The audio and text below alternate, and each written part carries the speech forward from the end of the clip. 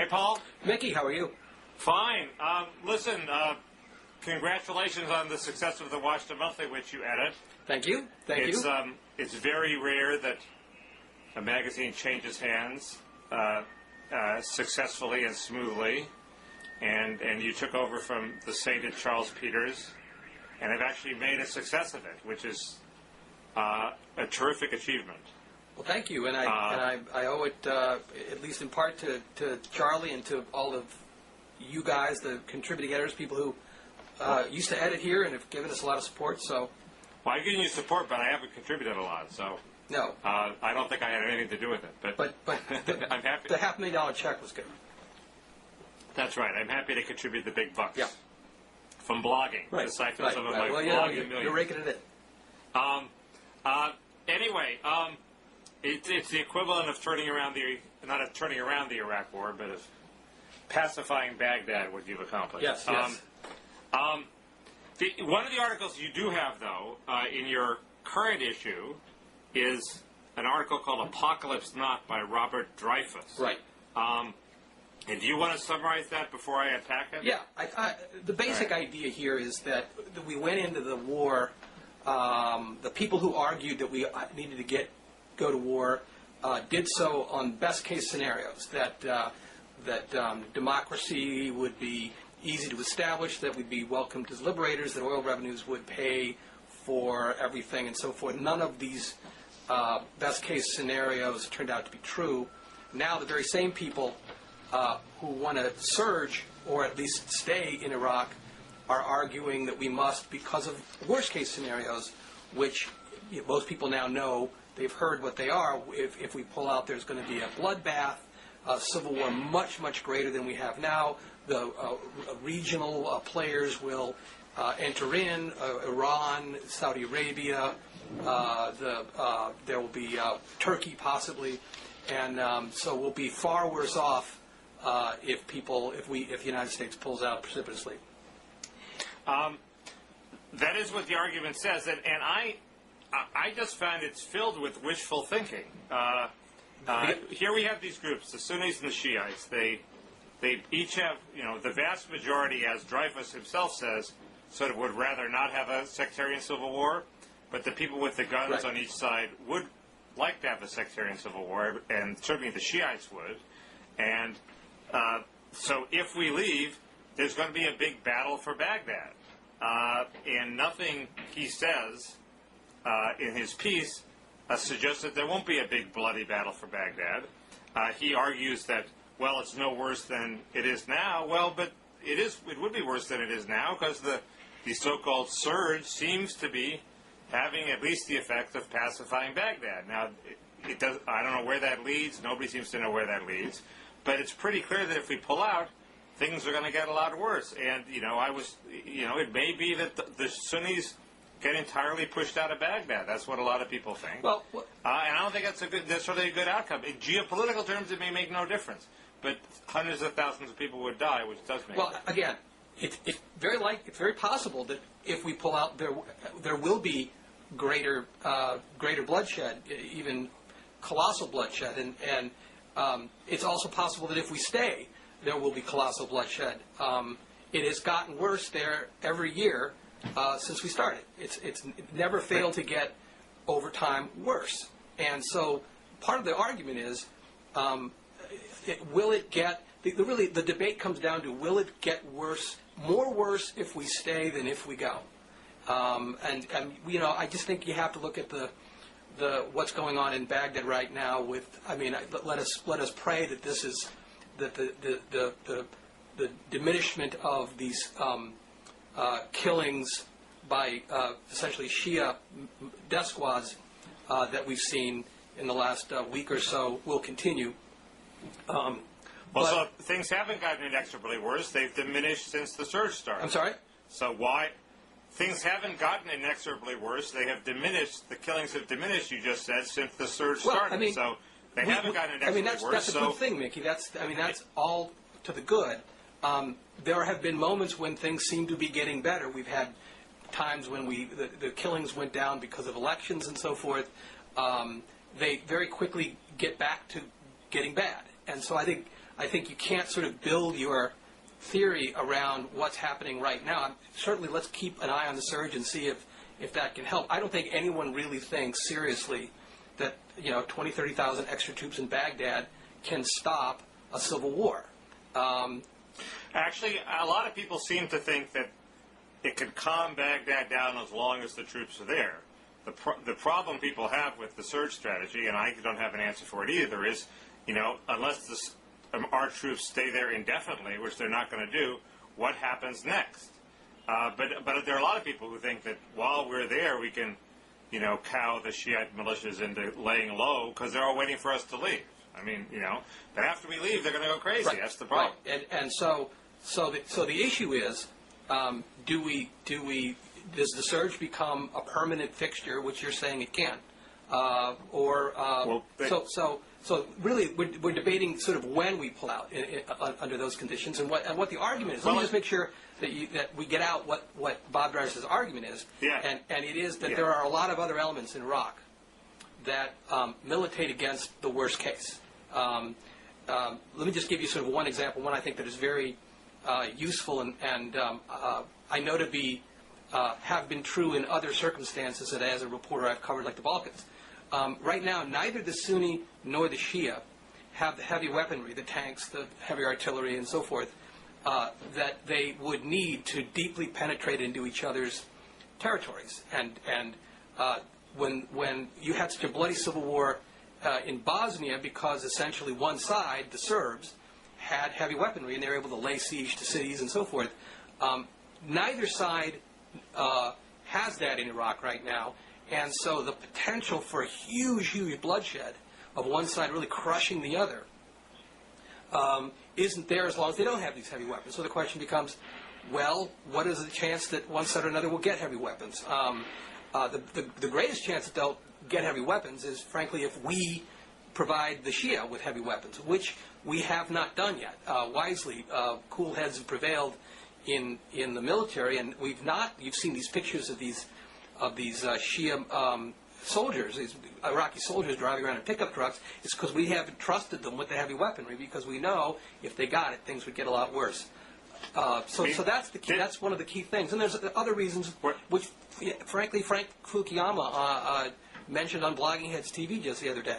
Well, but the Fukuyama, I'm glad you brought that up, because Fukuyama is arguing only in geopolitical terms that it wouldn't be such a bad idea. In other words, he doesn't think the regional powers are going to turn into a regional war. He thinks they're going to, he doesn't think the Saudis are going to come in on the side of the Sunnis except by funneling them arms. And let's assume they don't funnel them heavy weapons, or that the Iran is not going to invade, and let's assume Turkey doesn't invade, and they just let them fight it out amongst themselves. Okay, with the weapons they have now. Let's assume that. But even he, in the middle of that interview, concedes it's a horrible moral tragedy for the people who were there, because it's going to be bloody and violent. And that's going to be the case no matter when we leave.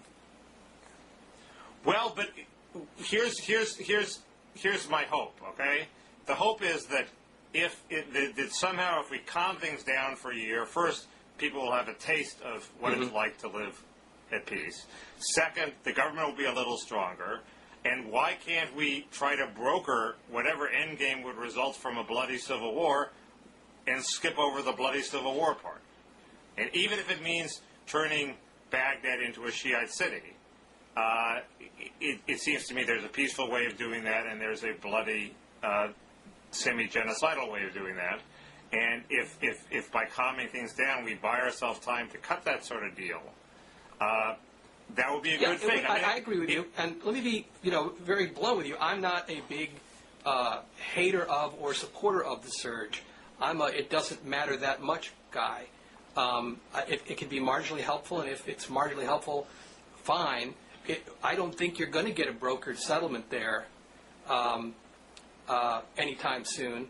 But if you can get a brokered settlement, it's going to be because we do a lot more than surge troops, right? I don't think you're going to calm things down enough that you're going to get a deal just with that. I think you might get a deal if you brought in all the other regional actors to put some tremendous pressure on their proxies to get a deal. And that is something that the current administration is absolutely unwilling to do.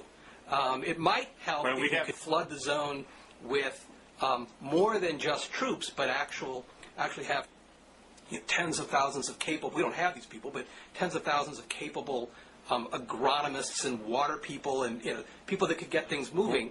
But why would the people with the guns still want to kill each other? How would the agronomists do anything? Well, the whole idea, if you buy the surge, the whole idea is not simply have guys on street corners keeping the peace.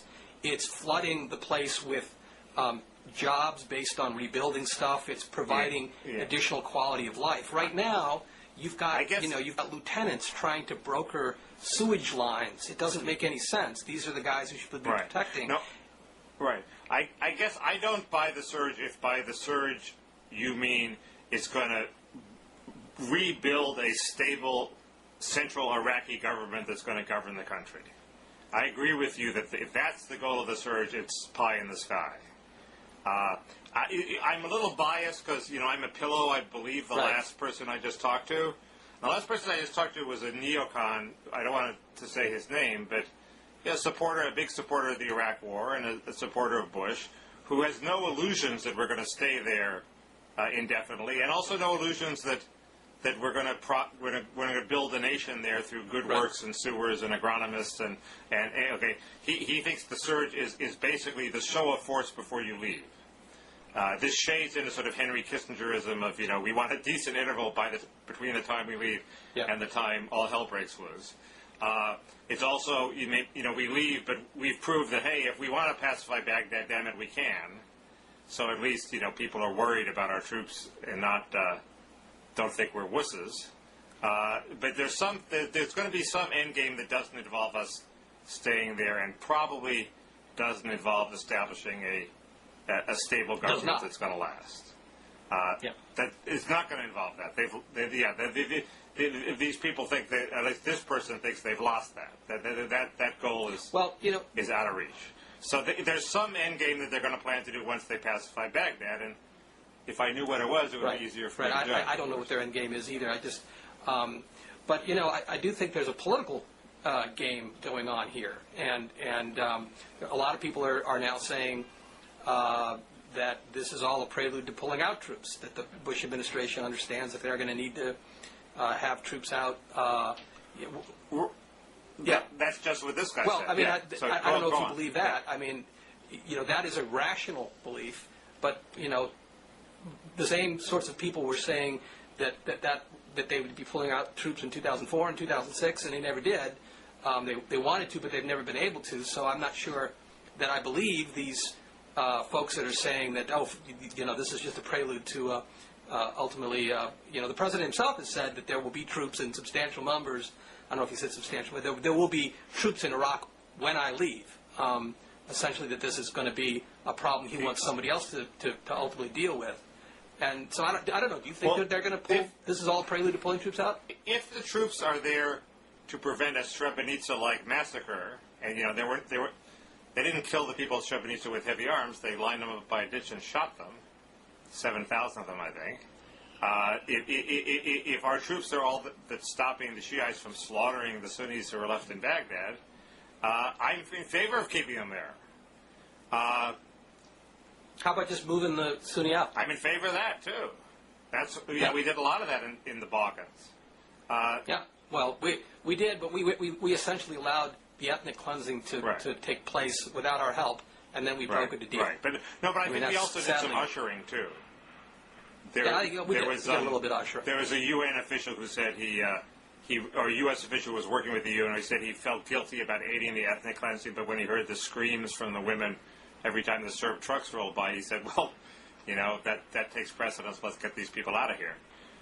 Well, the ultimate ethnic cleansing was the Krajina Serbs in Croatia in 1995, several hundred thousand of them who left en masse after the final Croatian push. And I was there at the time and was interviewing people as they came into Serbia, and there was an element of both ethnic cleansing and a group understanding that it was time to go, that they couldn't defend themselves. So, and if you thought, and I'm sorry, and I imagine that you can see something like that. If you thought in Baghdad that all that would happen is the Shiites kill 2 or 3 people, and all the Sunnis say, "Hey, we got to get out of here. We can't be defended." and a million Sunnis leave, that wouldn't be that bad.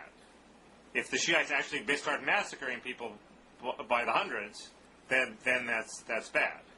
Well, they up until a week and a half ago were massacring them by the 50 a week just in Baghdad. So we've had a significant amount of that. I mean, I don't know, I don't remember what the figures are, but that huge numbers of both Shia and Sunni have in fact been cleansed. Well, that's from right. areas. The accounts that I've read are, they go and they brutally kill a shopkeeper and his family, and it terrorizes everybody else into leaving.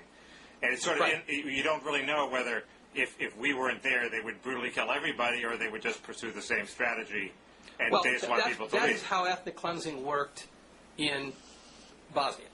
You went in, you killed a couple people, everyone got the message, and they left. And if they didn't, then you came in and you administered the final solution, which is what you had in Srebrenica. Right, but there's a particular ferocity to these killings, holes being drilled in people's heads, and they're being tortured. That implies that maybe it's not just sending a message. Maybe they actually want to kill people. I don't know. Yeah, I never set foot in the country, so hard to know. But here's the political point. If you think Bush is going to pull out, and the result is going to be a chaotic, violent civil war that will not be pretty to look at, and will be sort of a moral stain on the United States, then the Democrats pushing to end the surge is insane, because all they're doing is putting their fingerprints on, politically, all they're doing is putting their fingerprints on this horrible end result, which otherwise would clearly be entirely Bush's fault. So, in other words, if we pull back the surge, if we stop the surge and there's ethnic cleansing, then the Democrats could conceivably be blamed for the surge. If they let the surge go forward, do its thing, be ineffective. Be blamed by whom, and who would? I mean, what do you mean blamed for? Everybody, any moral person would say this is horrible. All these innocent Iraqis we invaded to help have been killed, and they would look around for somebody to blame. I think no. But if the president pulled the troops out, they'd blame him, right? Right, and the Democrats should want them to blame him.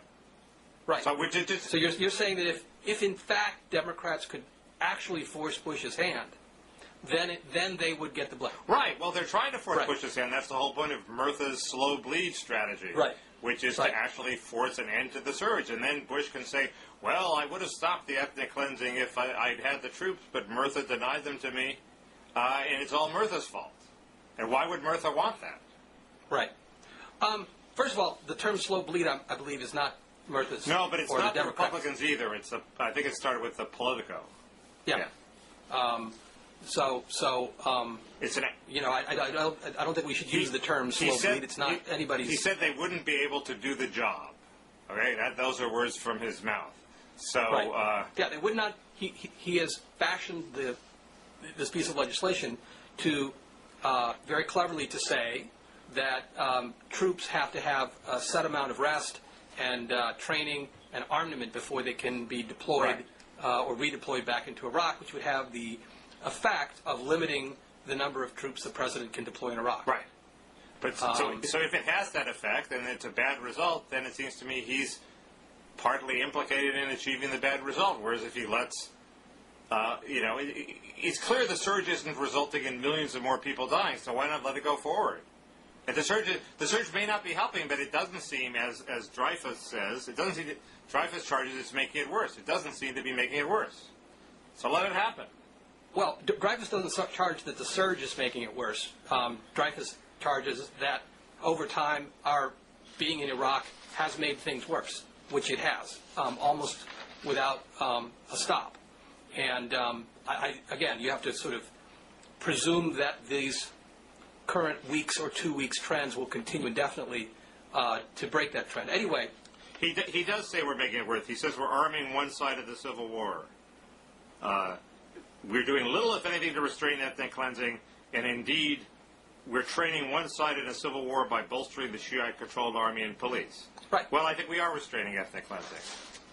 Well, he says we're helping what's ethnic changed, cleansing. though, Mickey, what's changed is, we're getting back to the technicalities of the surge, is for the first time, and this is a good thing, a lot of pressure is being, Americans are putting a lot of pressure on the Maliki government to stop its ethnic cleansing.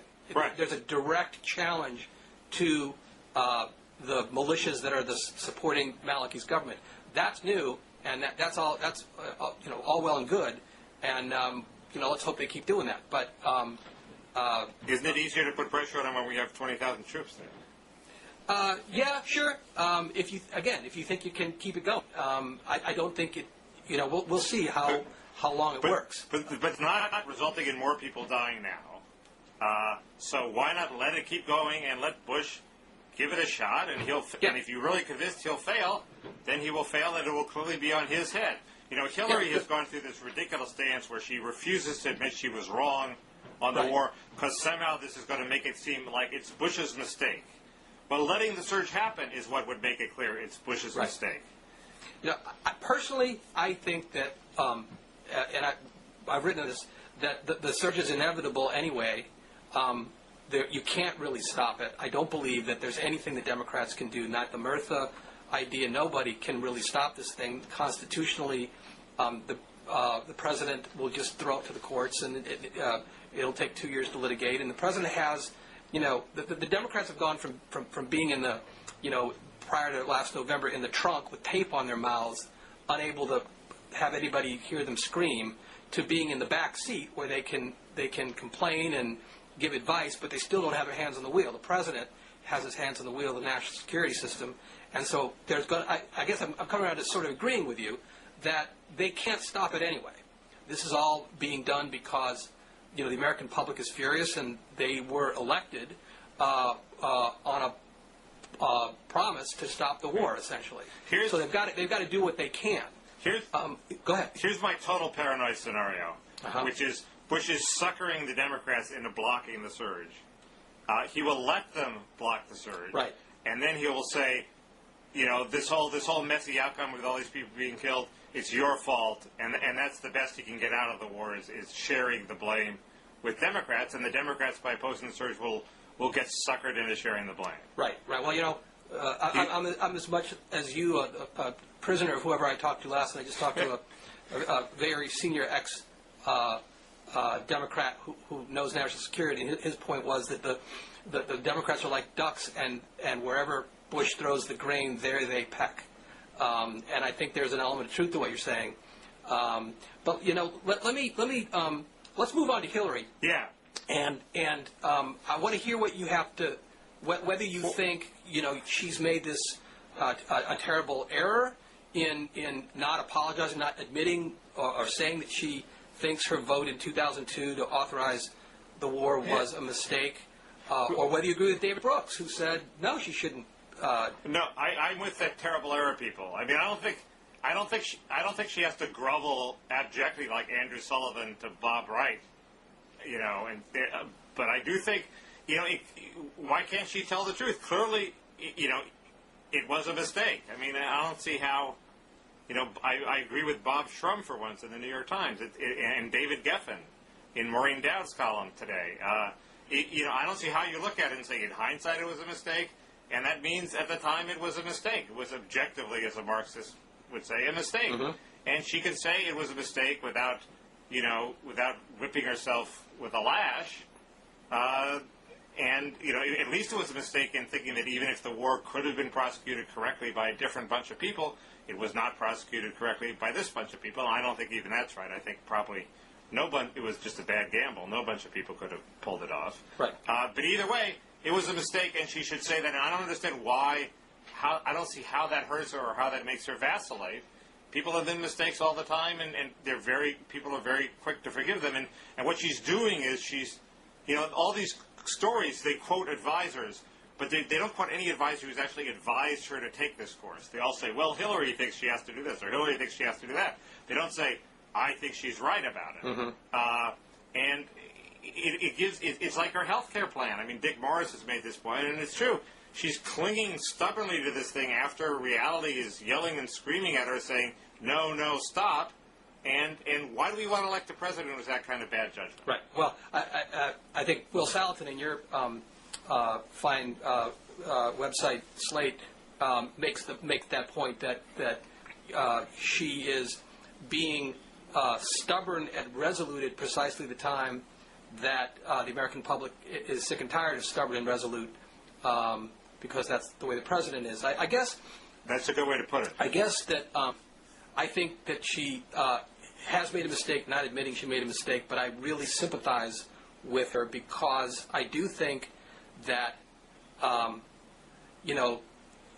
Rubin famously said, you often make the right decision even though you get the wrong result, by which he meant that the process you go through, everything is probabilities, and you have a system by which you make decisions.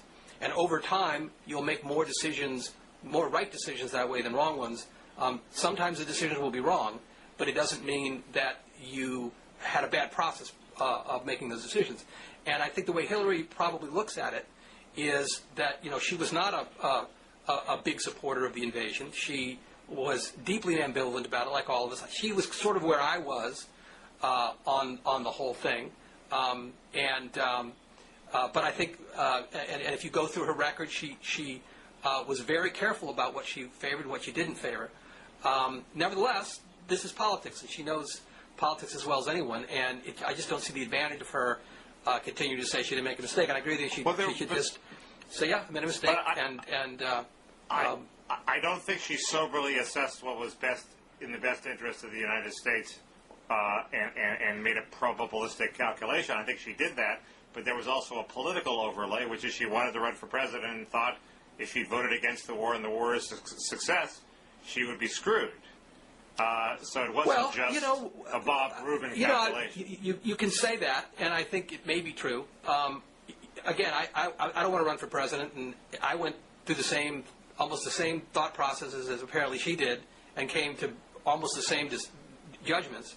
And it's mostly you just want to be right?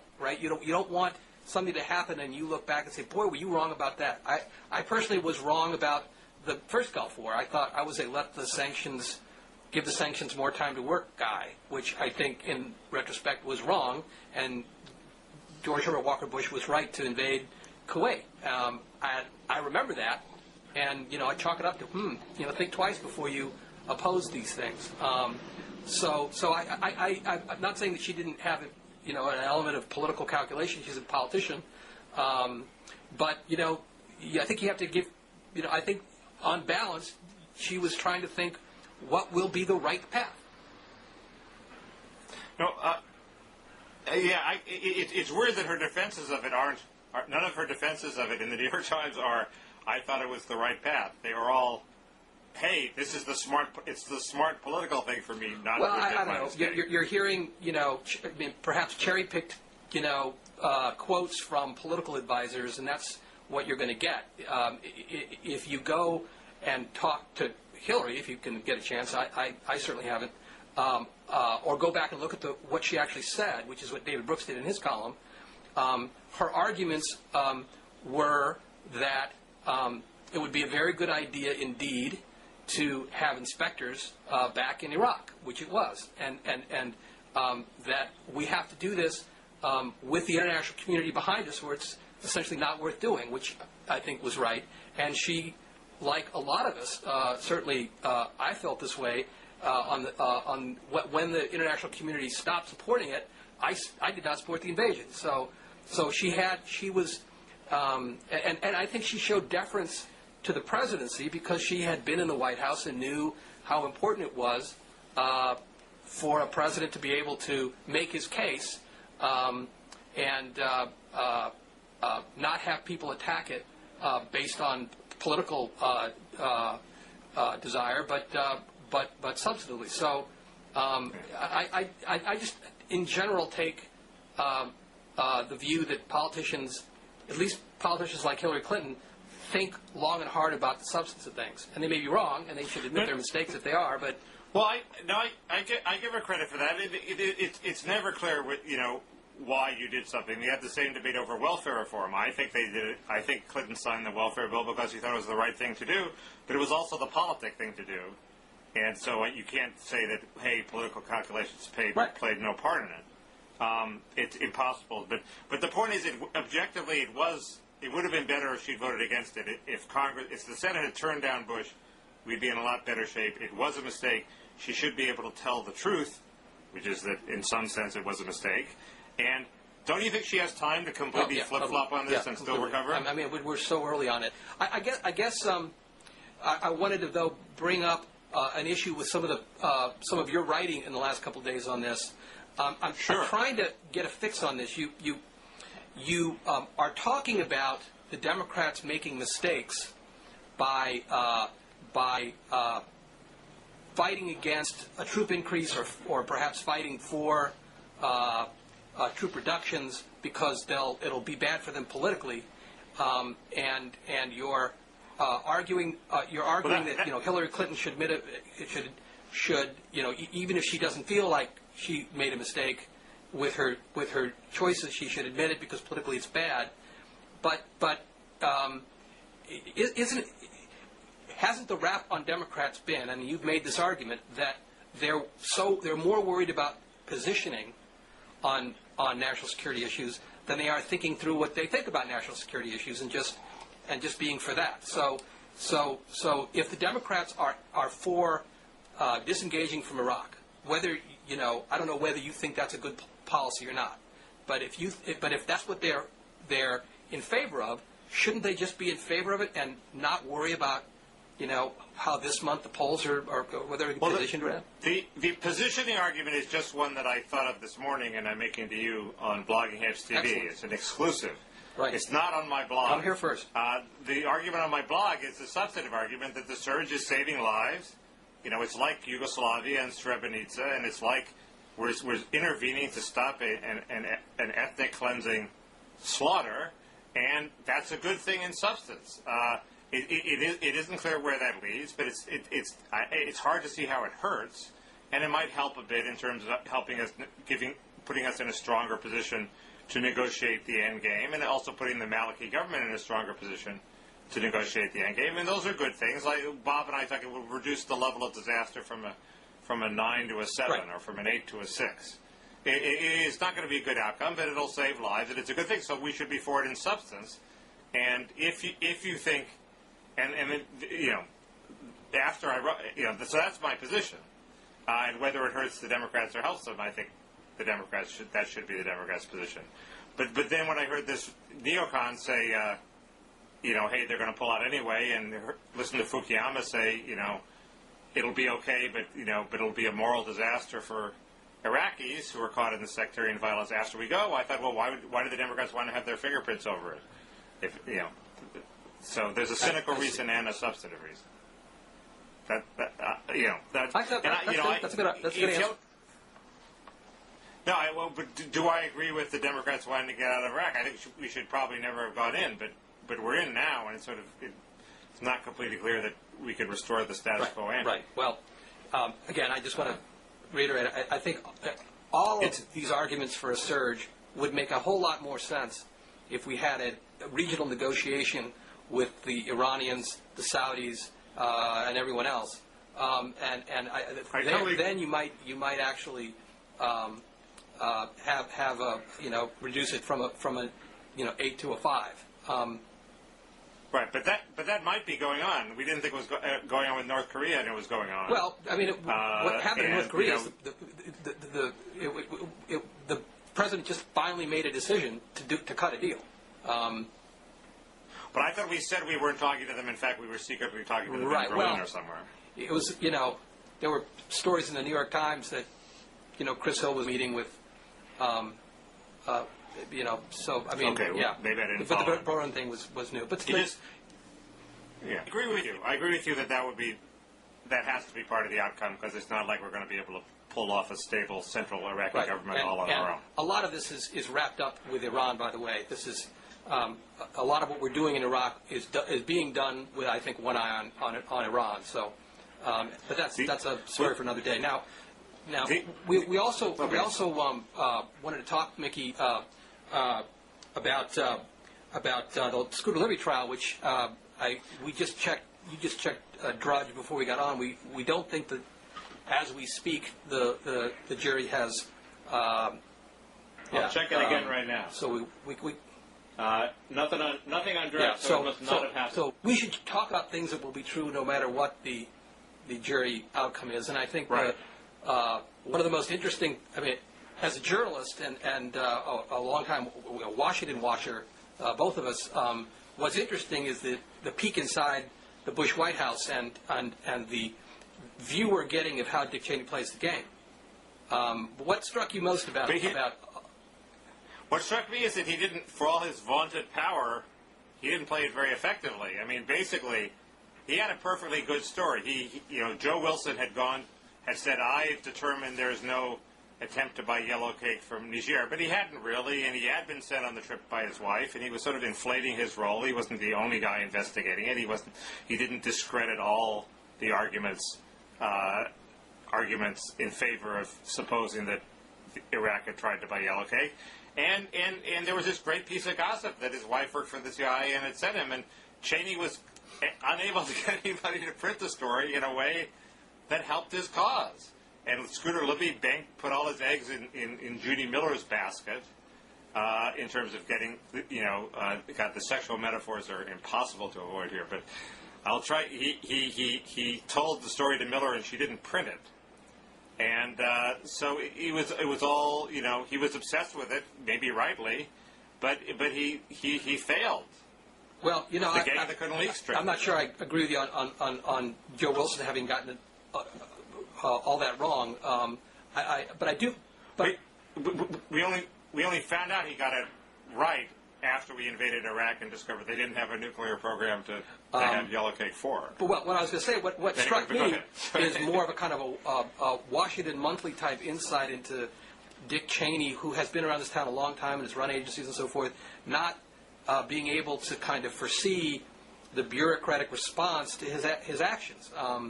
The best example is he asks a CIA briefer to look into, get him some more information about this report that he had heard from, I believe, the DIA, but maybe the CIA, about the Iraq wanting to purchase yellow cake from Niger.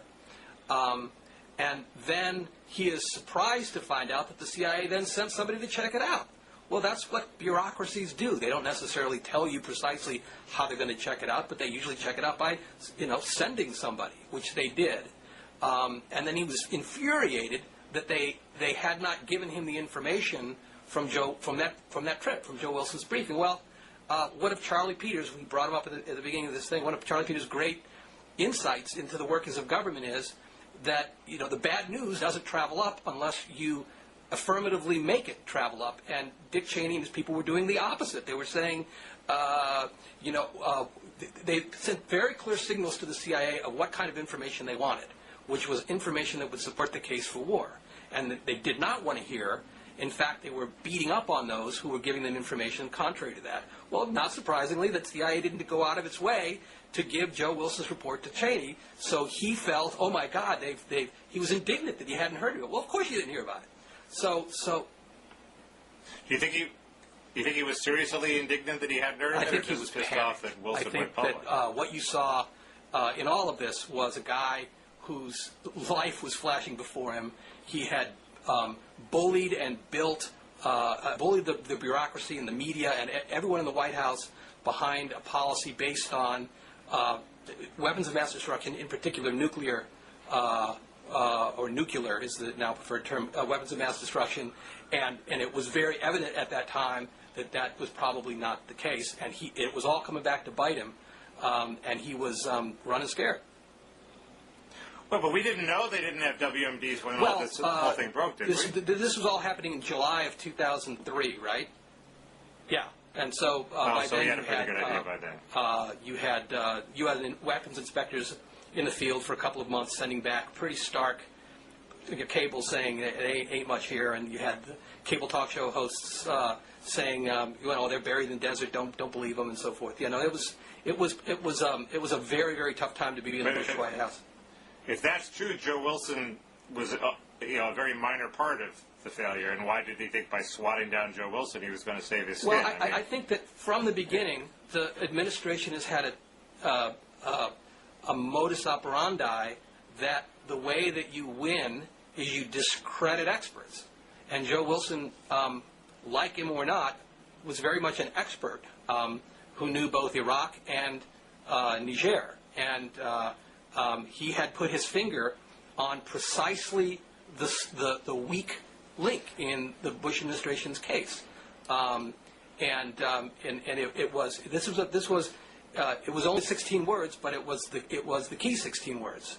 Why was it the key 16 words? I mean, yellow cake isn't such a big deal. I didn't know that yellow cake is a long way from having a bomb. Well, they didn't have very much information, right? All they had. You have to refine the yellow cake. What evidence did they have of a reconstituted nuclear program? Remember, the nuclear program was the possibility that the chances that they were 3 to 5 years away from a nuclear bomb, which was in the National Intelligence Estimate, was the thing that brought a lot of reluctant people to behind the war. That's the big deal. But they, even if the Niger stuff had been documented that they did try to buy yellow cake from Niger, they still wouldn't have had a nuclear program, and Cheney still would have been wrong. So I don't. Wilson is just like he's 1 point in a. But there are only a few points. Pointless. There was that. There were the aluminum tubes. There was the mobile launchers. That was the sum total of their case. This was one of the three legs that the whole argument stood on, and Joe Wilson Joe Wilson just blew it out. Right. So at this stage, he's not trying to say he didn't hold out any hope that they would actually find a nuclear program in Iraq. He was trying to argue that he was justified in thinking that there was a nuclear program in Iraq, and this was one of the three legs on which that judgment rested. I guess I wasn't in there during the trial, and I haven't read absolutely everything that's come out. But one gets the sense that even after this, Dick Cheney was still making the argument, and I think he made this publicly. Even after that they had reason to believe, good solid evidence of the yellow cake thing, and he was still making the argument of a connection between Al Qaeda and Saddam. I think Dick Cheney still, harbored belief in it at that point, but I don't know. Do we have any evidence that he doesn't still to this day harbor that belief? I think he still believes the Ada and Prague theory, but do we think he agrees with Kay and Dulfer and our arms inspectors that there were no WMDs in Iraq and they didn't go to Syria? And, I don't know. I know that at that time, the summer of 2003, many Republicans in this town that I was talking to were feeling a bit panicked, but fully believed that people like me who pointed to the weapons inspections failure were saying you're going to be real embarrassed when they dig up crates of this stuff in the desert or they find them in Syria. So I think it's fully possible that he did believe it at the time, and he may still believe it now. Yeah. But I agree with you that it's Cheney made his reputation as Ford's chief of staff. In other words, he went to work for Ford when the White House was in chaos, and he made it run smoothly, and everybody thought, oh, gee, this guy's a whiz. And it is, what has come out at the Libby trial does not reinforce, A, the impression that he's a whiz, and B, you're right. He should know when the vice president tells the CIA to do something, they're going to go all crazy and think it's a big marching orders from the vice president. Right. Well, another example of that, by the way, is he gave orders to his staff not to cooperate with the press when they ask the basic routine information. So the press stops asking them. So when this story breaks, he gets indignant that the press isn't calling the vice president's office to get their side of the story, and he has to start peddling it. Scooter Libby was not somebody who'd normally talk to the press. So he had, his theory that if you just give the press a stiff arm, then your power will be enhanced. May be in general true, but in the specifics of this case, because he had such horrible relations with the press, and the press just didn't bother with him, he couldn't get a story out. So there's a downside to his secrecy mania. Right. Now he should have been secretly meeting with Bob Woodward like everybody else. No, I agree with that. I haven't drawn any larger lessons from the Libby trial, except now we know that Tim Russert really doesn't like Chris Matthews, which we sort of suspected all along. That was good. The other great little insight that I don't know if you picked up on this. I think Sid Blumenthal was the first to write about it. That Novak would routinely vet his columns with a well-known Republican Washington lobbyist. No, Oh, that was yeah. interesting. And I thought that was a real insight into how the system works because obviously Novak doesn't want to get permission from Karl Rove for the things he writes, and but he would love to know that Karl Rove approves of it, or at the very least, he would love to give Karl Rove enough kiss the ring enough to sort of give a back channel to Rove so he knows before everyone else what's in the... Right, and this guy then went and showed Novak's That's thought right, to that's Rove. right. And so Novak sort of knows that he would have heard from Rove if Rove had any objections before it goes out. Right.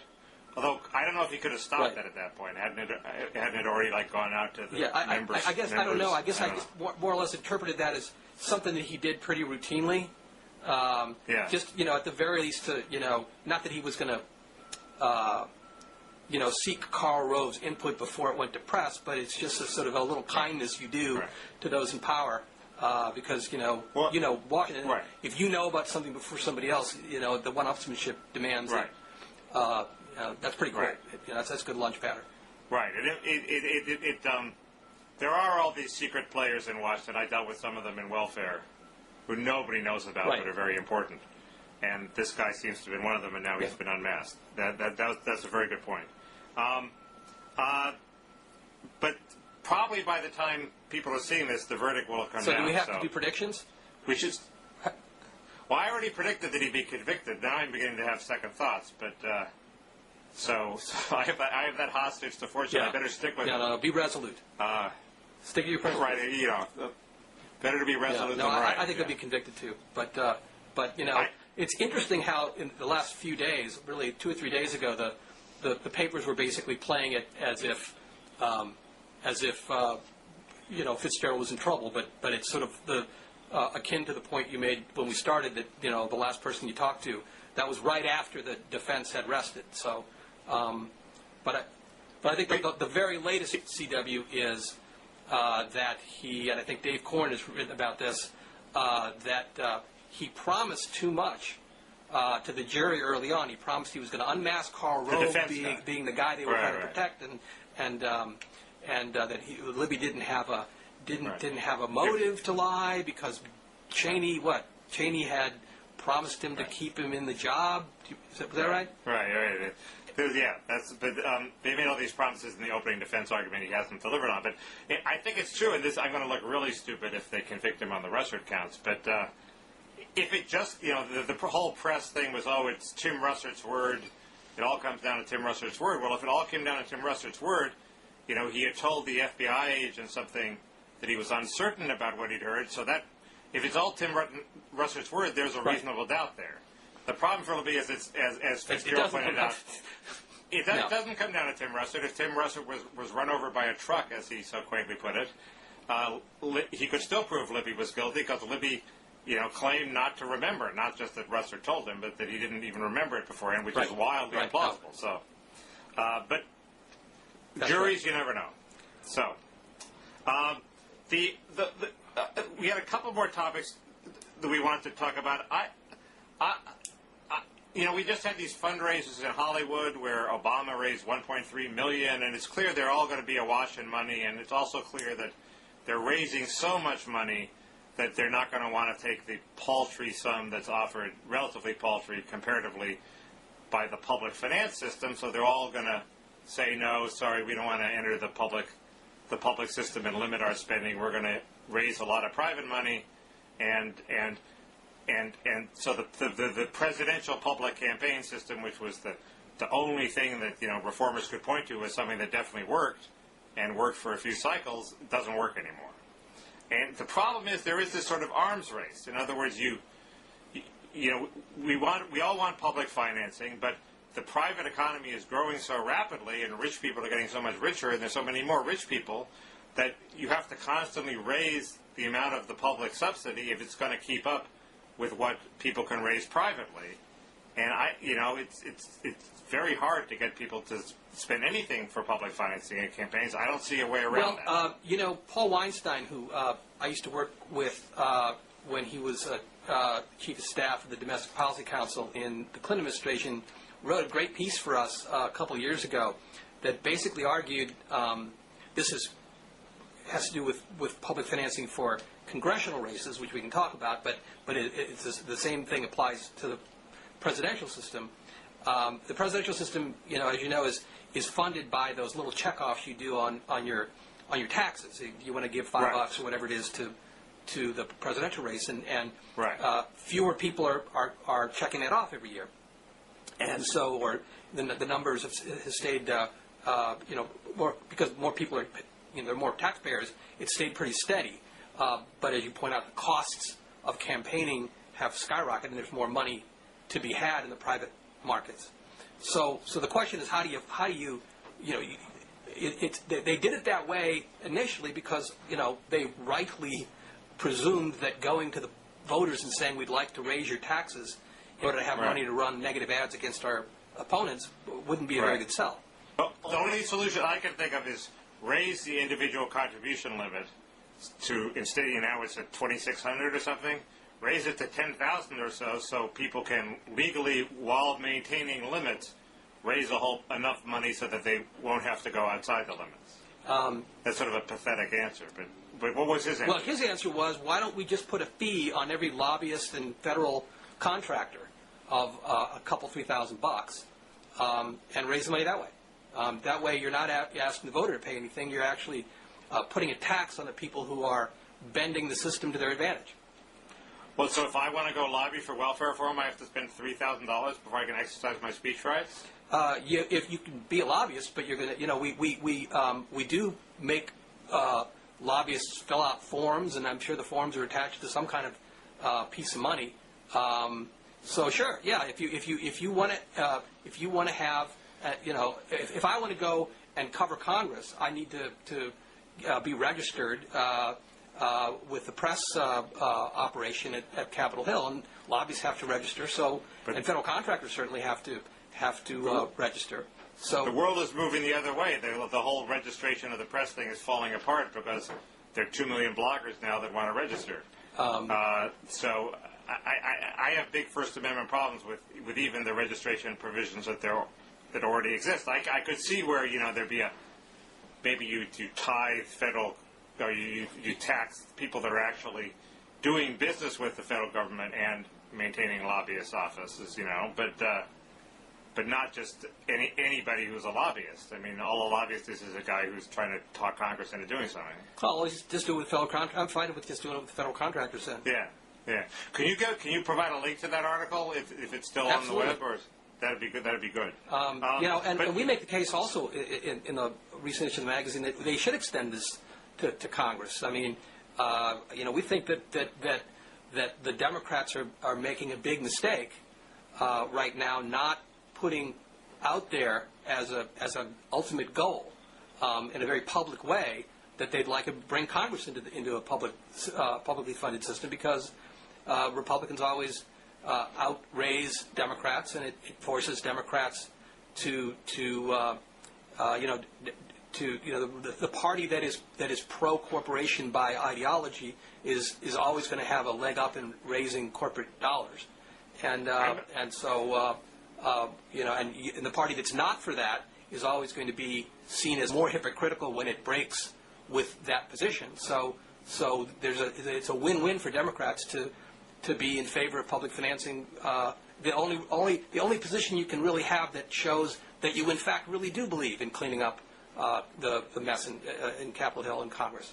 So, well, I could see where you could have a system that would clean it up without public financing. The problem with public financing is that the public hates it. I mean, doesn't every poll show that it's like 80-20 against? It's a hard argument to make. I mean, I agree with it, but the problem is they did manage to pass it in two very different states, Arizona and Maine. The Democrats got close enough to it back in 1990, where they were able to pass it, and it was it only didn't go forward because the first President Bush vetoed it. So I'm not sure that it's so politically impossible to do.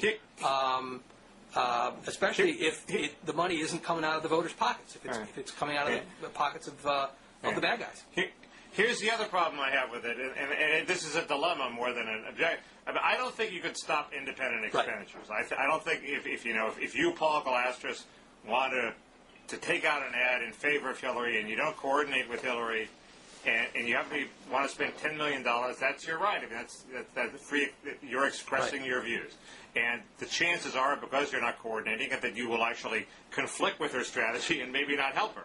But so given. If we really restrict the amount of money that the official candidates can spend, these private independent ads who are, if you accept my argument, are constitutionally protected, they're not going to have a limit, and they're going to outspend the official campaign, and the official campaigns are going to sort of become so irrelevant that nobody's going to want to, they're going to want to bust the limits on them too, or else. The amount of money in the official campaign has to go up and up and up to compete, so it still overshadows these independent campaigns, in which case you're going to have to keep raising the limits or keep raising the public subsidy. That's the arms race that I think we're in. And, maybe there's some things you can do. You can give the official candidate privileged access to the airwaves. You can stage debates. You can require broadcasters to carry the TV things. But it does seem to be a real dilemma. I think you point to good. I don't think that you can control the amount of money that goes into politics, and I think it's a kind of fool's errand to try. I do think that what's important here to understand is that it's the nexus between campaign giving and lawmaking that's the problem. And again, this is from more of a partisan view than a kind of good government view.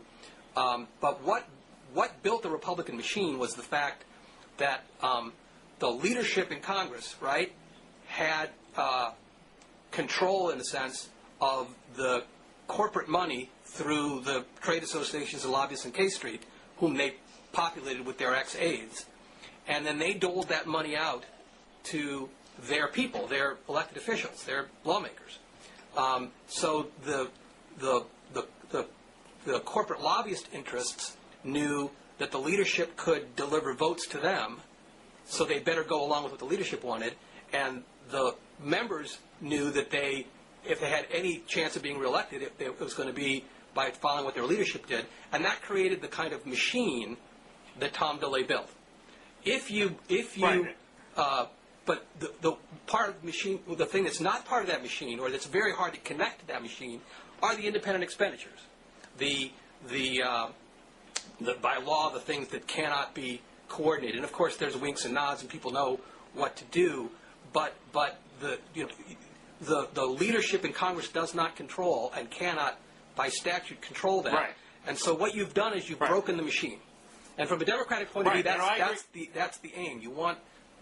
I agree that this arms race I'm talking about would be less corrupt because the independent expenditures can't really be traded as cleanly for influence, right? For legislation. Although if I do a favor, if Mark Rich takes out $200 million of ads for Clinton, and they work, we'll certainly know about it.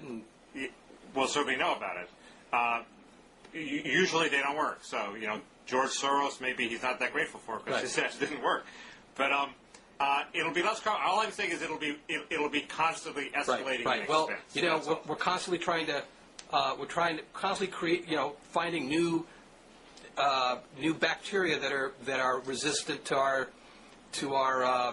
antibiotics, and it's an arms race with the bacteria too. But it doesn't mean you don't constantly try to come up with new bacteria, new antibiotics. So.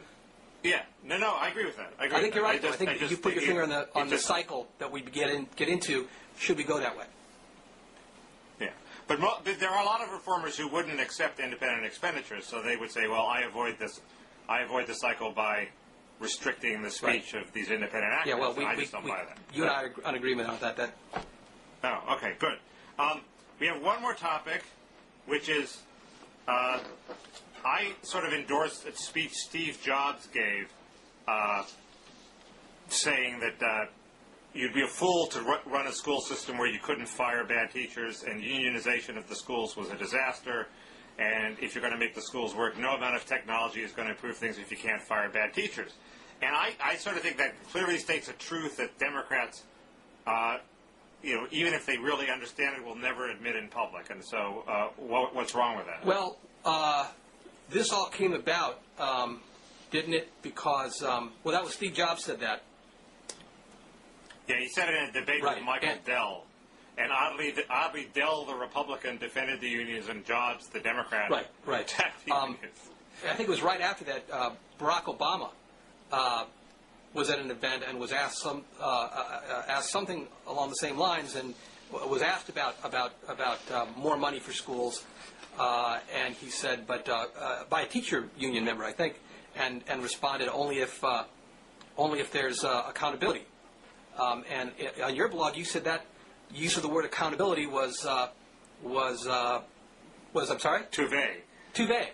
Too vague. And I don't think that's right, Mickey. I think that you saw right there a Sister Souljah moment, and you didn't recognize it.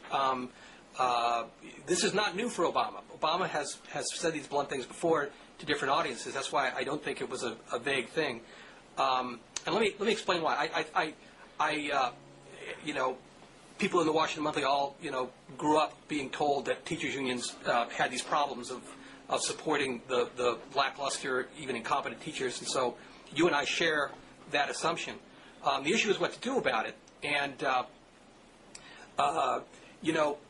people who really know this issue, who I trust, this is what they tell me: that if you, yes, in fact, the inability to fire a bad teacher is a problem in all kinds of schools, not just inner city schools, but especially inner city schools. If you took away, if you gave administrators the ability to easily get rid of incompetent teachers tomorrow, would it significantly improve inner city schools? Not really. And the reason, and our friend Matt Iglesias raised this, the problem in these schools is not getting rid of bad teachers, it's luring good teachers. Right, but the problem with what Matt says is you could lure good teachers more easily to a functioning organization where bad people can be fired. Right. You wouldn't want to go to work for a school where teachers who just sit in front of the class and do nothing all day, as some people in New York are alleged to have done, don't get fired. Right. Because if you say, hey, come beat your head against the mindless, unfireable bureaucracy. Right. If it was a school that was working and teaching kids, your idealism might say, hey, this is working. This is a good place to work. Well, so to attract the people, you got to fire the bad people. Right, but when Barack Obama used the word accountability, that was more precise, really, than firing bad teachers. Firing bad teachers is perfectly blunt. It's true. No, but accountability could mean they lose 10% of their funds under the No Child Left Behind. Well, no, that's not what mean? accountability necessarily means. Think about how you're going to solve this problem. How are you going to get inner city systems, both the school system itself and the unions, to accept processes that shed the least competent teachers? You begin with the problem that you have to measure. There need to be some kind of measures of what a teacher is doing or not doing. And right now we don't have tests. Despite No Child Left Behind, we can't measure which teacher is actually doing a good job. So you need to have better accountability methods. You have to have better measures of what individual teachers are doing. So that's not how it's going to happen. It's going to happen because choice systems and charter schools crop up that gradually take over from the rigid bureaucratic public schools, and in the process, the teachers in the rigid bureaucratic schools will lose their jobs, and the kids will be taught by the new teachers in the choice charter schools.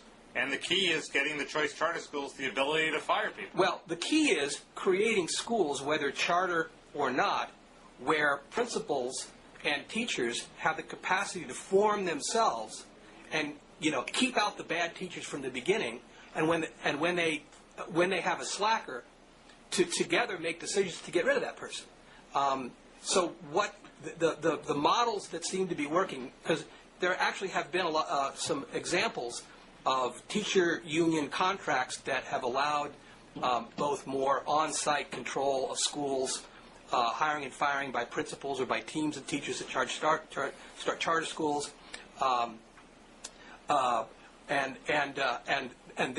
or that allow for streamlined systems to get rid of the slackers. And what that tends to involve is empowering teachers more, not less, right? How do private schools do it? It seems to me private schools, the principal doesn't have to have some sort of objective measurement. He has a gut feeling for who's not doing the job. He hears the complaints from parents, and if a teacher is no good, the teacher gets fired. Yeah, but that's never going to happen in a public system. These are public systems. But it might happen in a charter system. It does happen in charter systems, but it doesn't happen with an autocratic principal who fires people. It tends to happen the way it would happen in a lot of places that you work, which is everybody grumbles about the guy down the hall who's not carrying his load, and they feel, I'm here voluntarily. I want this place to work, and they put pressure on the boss to get rid of the slacker.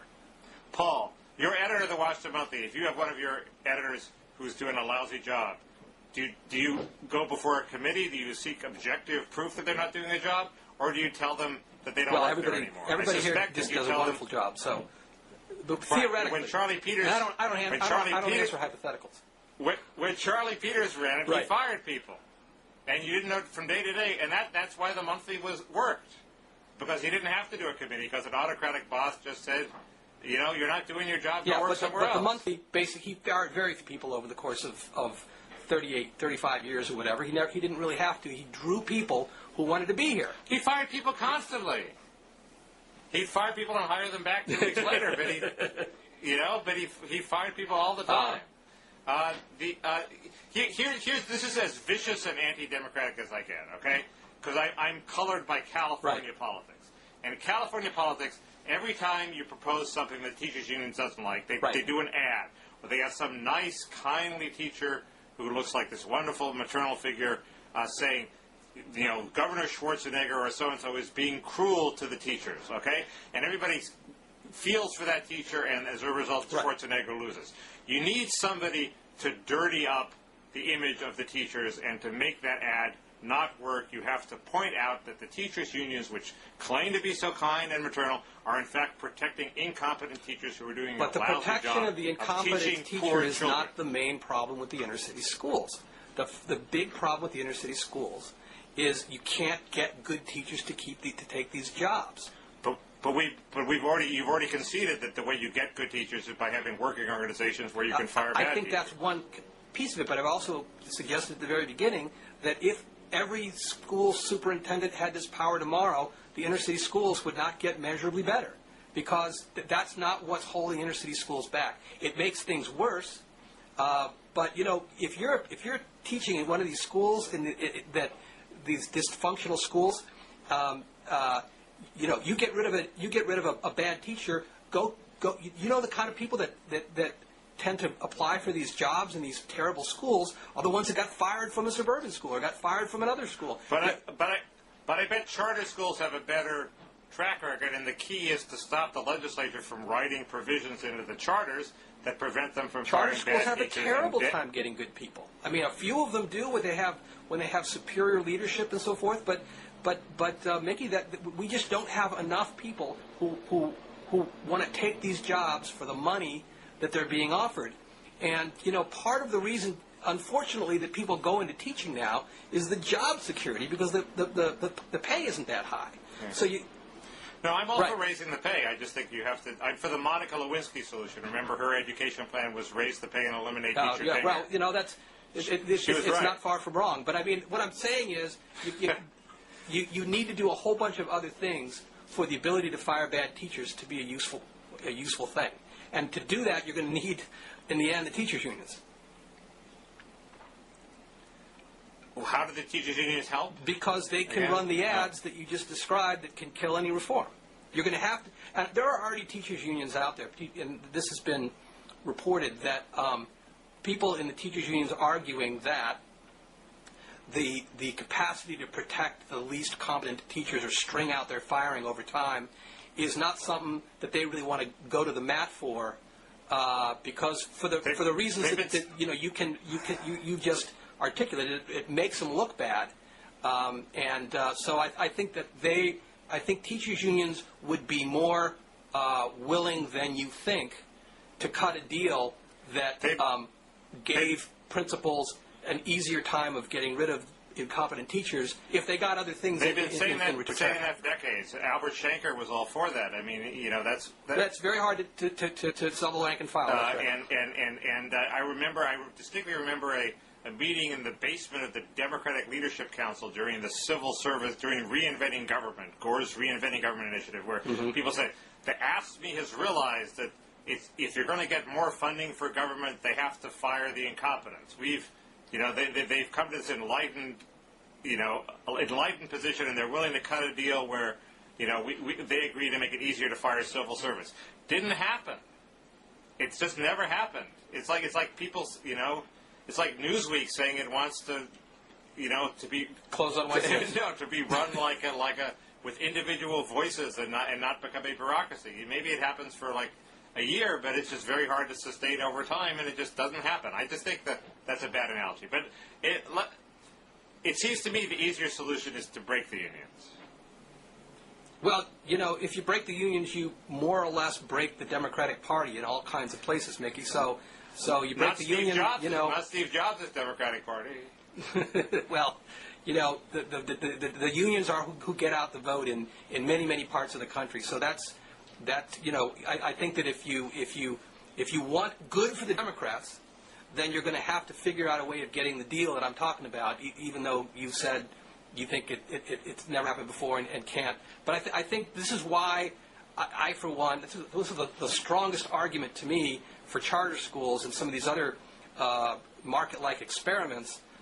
They have not shown the ability to teach kids better, but they are putting tremendous pressure on the teachers' unions that didn't exist before. And you see, in certain places, new union contracts that that do not include these protections for jobs. These are charter schools with union contracts that are typically 600 pages. They're 30 pages. And so I think it's that pressure from charter schools on unions over time that is going to bring them around. Well, we're coming perilously close to agreeing, and we've had a nice little disagreement there. Yeah, well, I don't know. When I read your blog, I'm furiously disagreeing, but when I talk to you, we seem not to disagree. It's I have to stop that. I tried to be as big a jerk as possible in this interview, but I'll have to try harder next time, or maybe people will feel that I've been a big enough jerk. You're doing great. Don't chase a thing. Okay. Well, it's been great. I hope we do it again. I'd love to. Thanks for inviting me. And keep up the good work at the monthly. And you too at kausfiles. And send that link. I shall. Okay. Thanks, See you, Mickey. Paul. Bye-bye. Bye. Yeah, how long was it?